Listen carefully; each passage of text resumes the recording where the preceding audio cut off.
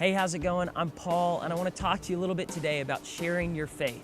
Sometimes it's hard for us to share our faith because it can feel a little awkward talking to someone that you don't know about something that's really deep, like God or church or what religion do they believe. But I believe it's part of our mandate as followers of Jesus to share our faith with people that we don't know.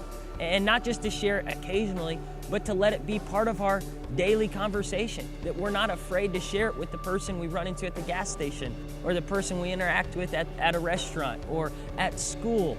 And just last week, my friend asked me, he said, Paul, if you had 1 year left to live, if the ministry that you were part of only had 1 year left to survive, what would you do? I was like, I want to share my faith with as many people as possible. And a lot of times, as followers of God, we can get tired and weary and forget that part of our mandate as believers is to share the good news, the great news, that is important, that it's urgent. People need Jesus. People need to know that there's something bigger than them to live for. People are searching for purpose. They're searching for significance. And they're not going to find it by getting a paycheck from the place where they work. They're going to find purpose when they get connected with God. That is our job, to connect people to their purpose, which can only be found in a relationship with God. So who are you sharing your faith with?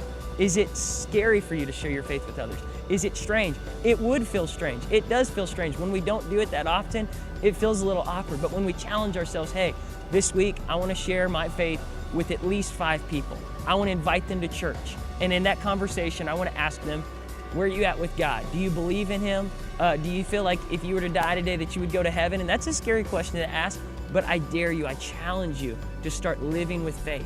Jesus told His followers, I want to make you fishers of men. He was saying, I want to make you guys who are bold to share your faith, that you're not ashamed of it, you're not afraid of it. And listen, when we know what we have in Jesus, when we realize we have found that treasure that's in the field, we're willing to do whatever it takes to sell it all, to go back and bring others to that treasure, to tell them, hey, there's purpose, there's significance here. And so I've been challenging my friends, hey, let's invite as many people to church, because if we believe we've got something that's worth more than anything else in the world, if we believe that Jesus is worth it, why aren't we sharing it with others? I want to challenge you, whoever you run into this week, you may not know him, but carry a couple of cards with you. Talk to them about Jesus. Invite them to church. Invite them on the journey of faith with you. So here's the scripture that I want to challenge you to live by. Romans chapter 1, verse 16. Paul says, I'm not ashamed of the gospel, because it is the power of God that brings salvation to everyone who believes, first to the Jew and then to the Gentile.